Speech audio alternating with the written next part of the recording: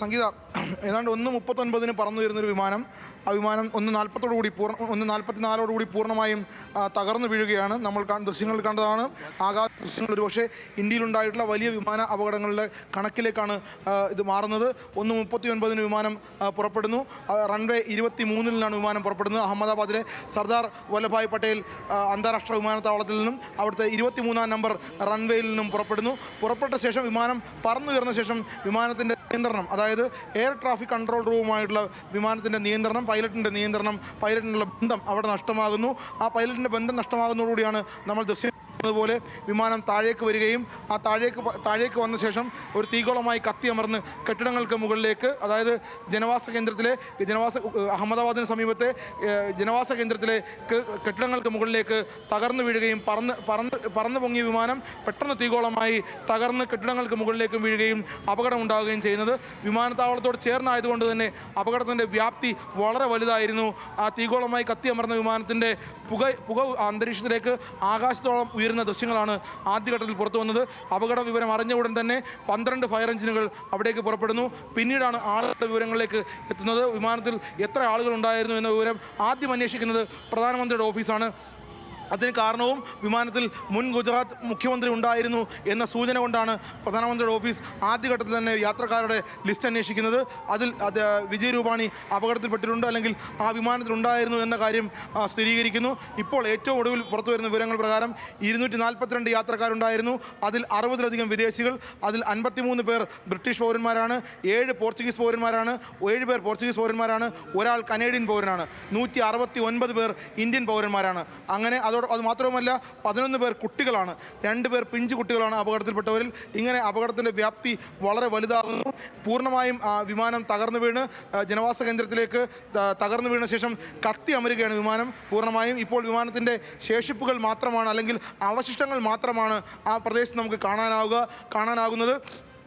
അതിനുശേഷം ആളുകളെ, അതായത് ഫയർ എഞ്ചിനുകൾ അവിടെ എത്തി, 12 ഫയർ എഞ്ചിനുകൾ അവിടെ എത്തുന്നു. പിന്നീട് പോലീസും മറ്റ് സുരക്ഷാ സംവിധാനങ്ങളും നാട്ടുകാരും ചേർന്ന് രക്ഷാപ്രവർത്തനം നടത്തുന്നു. പരിക്കേറ്റവരെ, അപകടത്തിൽപ്പെട്ടവരെ സമീപത്തെ ആശുപത്രികളിലേക്ക് ആദ്യം മാറ്റുന്നു.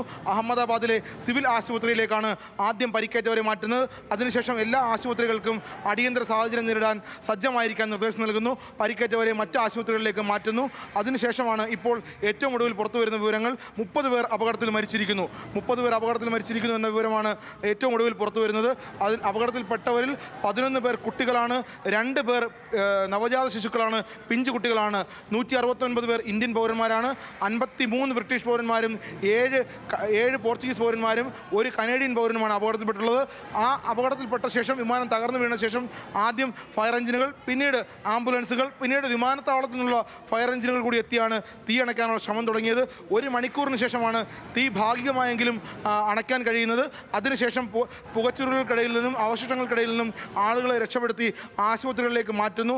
അതോടൊപ്പം തന്നെ അതേസമയം തന്നെ കേന്ദ്ര ആഭ്യന്തരമന്ത്രി ഗുജറാത്ത് മുഖ്യമന്ത്രിയുമായി സംസാരിക്കുന്നു.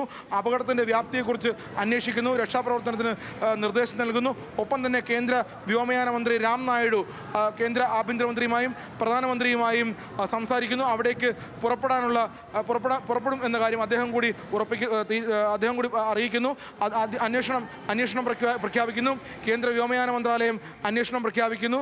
അതുമാത്രവുമല്ല, ഈ അപകടത്തിൻ്റെ ദൃക്സാക്ഷികൾ നൽകുന്ന വിവരങ്ങൾ പ്രകാരം അപകടം പൂർണ്ണമായും കത്തിയ ശേഷമാണ് വിമാനം കെട്ടിടത്തിലേക്ക് വീണ് പതിക്കുന്നത്, അല്ലെങ്കിൽ ഭൂമിയിലേക്ക് പതിക്കുന്നത് എന്നൊരു കാര്യം കൂടിയാണ് ദൃക്സാക്ഷികൾ നൽകുന്ന വിവരം. നിരവധി പേരാണ് അല്ലെങ്കിൽ വിവിധ ആശുപത്രികളിലായി 30 പേർ മരിച്ചു എന്ന വാർത്തയ്ക്കൊപ്പം എല്ലാവരും പൂർണ്ണമായും പരിക്കേറ്റിട്ടുണ്ട്, അല്ലെങ്കിൽ ഗുരുതരമായി പരിക്കേറ്റവരുണ്ട്. കാരണം വിമാന അപകടം എന്നുള്ളത് കൊണ്ട് തന്നെ ഈ കത്തിയമർന്ന വിമാനത്തിൽ ഉള്ള ആളുകളെ മുഴുവൻ പൂർണ്ണമായും ആശുപത്രികളിലേക്ക് മാറ്റുന്നുണ്ട്. ഒപ്പം തന്നെ ജനവാസ കേന്ദ്രത്തിൽ ആണ് ഈ അപകടം എന്നതാണ് അപകടത്തിൻ്റെ വ്യാപ്തി വളരെ വലുതാകുന്നത്. അവിടെ ആ കെട്ടിടങ്ങൾക്ക് മുകളിൽ, അല്ലെങ്കിൽ കെട്ടിടങ്ങൾക്കുള്ളിൽ ആളുകൾ ഉണ്ടായിരുന്നോ, അവിടെ എന്താണ് സാഹചര്യം എന്ന കാര്യമാണ് ഇപ്പോൾ ജില്ലാ ഭരണകൂടവും പോലീസും ഫയർഫോഴ്സും NDRF ചേർന്നുള്ള സംഘങ്ങൾ തെരച്ചിൽ നടത്തി അന്വേഷിക്കുന്നത്. ഒപ്പം തന്നെ രക്ഷാപ്രവർത്തനം വളരെ ഊർജിതമായി അവിടെ പുരോഗമിക്കുന്നു. ഇന്ത്യയിലുണ്ടായ ഏറ്റവും വലിയ വിമാന അപകടം, 169 ഇന്ത്യക്കാർ ആ വിമാനത്തിലുണ്ടായിരുന്നു, 11 കുട്ടികളുണ്ടായിരുന്നു, 2 പേർ കൈക്കുഞ്ഞുങ്ങളാണ്, നവജാത ശിശുക്കളാണ്. അതോടൊപ്പം തന്നെ വിദേശ പൗരന്മാരായി, ബ്രിട്ടീഷ് പൗരന്മാരായി 53 പേർ, 7 പോർച്ചുഗീസ് പൗരന്മാർ, 1 കനേഡിയൻ പൗരൻ. ആ രൂപത്തിലാണ് അപകടത്തിൻ്റെ ഒരു വ്യാപ്തിയിലേക്ക് കാര്യങ്ങൾ പോകുന്നത്. ഒപ്പം തന്നെ വിമാനത്താവളം അഹമ്മദാബാദ് അന്താരാഷ്ട്ര വിമാനത്താവളം അടിയന്തരാവസ്ഥ പ്രഖ്യാപിക്കുന്നു. ആ വിമാനത്താവളം പൂർണ്ണമായും അടച്ചിടുന്നു. 5 മണിവരെ അഹമ്മദാബാദ് വിമാനത്താവളം അടച്ചിടാനാണ് നിർദ്ദേശം നൽകിയിട്ടുള്ളത്. ഇതിൽ ഏറ്റവും പ്രധാനം ഈ വിമാനം അപകടത്തിൽപ്പെട്ടൊരു സാഹചര്യം എന്താണ്, അപകടത്തിൻ്റെ കാരണം എന്നുള്ളതാണ് ഇനി അറിയേണ്ടത്. ഉടൻ പൂർണ്ണമായും ഇന്ധനം നിറച്ച് ലണ്ടനിലേക്ക് പുറപ്പെട്ട വിമാനം പറന്നുയർന്ന ഉടൻ അല്ലെങ്കിൽ നിമിഷങ്ങൾക്കുള്ളിൽ തീഗോളമായി കത്തിയമർന്ന് താഴേക്ക് പതിക്കുകയാണ്. എന്താണ് അപകടത്തിൽ സംഭവിച്ചിട്ടുള്ളത് കാര്യം ഇനി അറിയേണ്ടതുണ്ട്. കേന്ദ്ര വ്യോമയാന മന്ത്രാലയവും അതോടൊപ്പം തന്നെ എയർ ട്രാഫിക് കൺട്രോൾ വിഭാഗവും ഒക്കെ അന്വേഷണം പ്രഖ്യാപിച്ചു കഴിഞ്ഞു. കാരണം വലിയ അപകടമാണ് ഇന്ത്യയിൽ ഉണ്ടായിട്ടുള്ളത്. അതിൽ വിദേശ പൗരന്മാരുണ്ട്, ഒരു മുൻ മുഖ്യമന്ത്രി കൂടി അപകടത്തിൽപ്പെട്ടിട്ടുണ്ട് എന്നുള്ളത് കൊണ്ട് തന്നെ വലിയ രൂപത്തിലുള്ള അപകടത്തിൻ്റെ വ്യാപ്തി വളരെ വലുതാവുകയാണ്. മരണസംഖ്യ ഒരു പക്ഷേ 30 അതിനേക്കാൾ വർദ്ധിച്ചേക്കുമെന്നാണ് അതിലേക്കാണ് കാര്യങ്ങൾ പോകുന്നത്. അടിയന്തരമായി ഇക്കാര്യത്തിൽ വിശദീകരണം നൽകണമെന്ന് പ്രധാനമന്ത്രിയുടെ ഓഫീസ് ആവശ്യപ്പെട്ടിട്ടുണ്ട് കേന്ദ്ര വ്യോമയാന മന്ത്രാലയത്തോട്. കേന്ദ്ര വ്യോമയാന മന്ത്രി അദ്ദേഹം രാം നായിഡു അപകട സ്ഥലത്തേക്ക് അഹമ്മദാബാദിലേക്ക് പുറപ്പെട്ടിട്ടുണ്ട്. സമീപകാലത്ത് ഇന്ത്യയിലുണ്ടായിട്ടുള്ള ഏറ്റവും വലിയ അപകടങ്ങളിലൊന്ന് എന്നുള്ളത് കൊണ്ട് തന്നെ അപകടത്തിൻ്റെ വ്യാപ്തി വളരെ വലുത്. അഹമ്മദാബാദ് എയർപോർട്ടിൽ നിന്നും ലണ്ടനിലേക്ക് പുറപ്പെട്ട എയർ ഇന്ത്യയുടെ വിമാനമാണ് കത്തി അമർന്നിട്ടുള്ളത് എന്നാണ്. उसके अलावा जितनी भी agency, army, BSF, CISF, corporation, collector office के सभी स्टाफ सभी यहाँ काम में लगे हुए हैं. प्लीज़ हमसे सहयोग करिए और थोड़ी सी हमारे लिए जगह बना के रखिए ताकि हम एम्बुलेंस को ग्रीन कॉरिडोर बना के हॉस्पिटल तक पहुँचा सके. Thank you.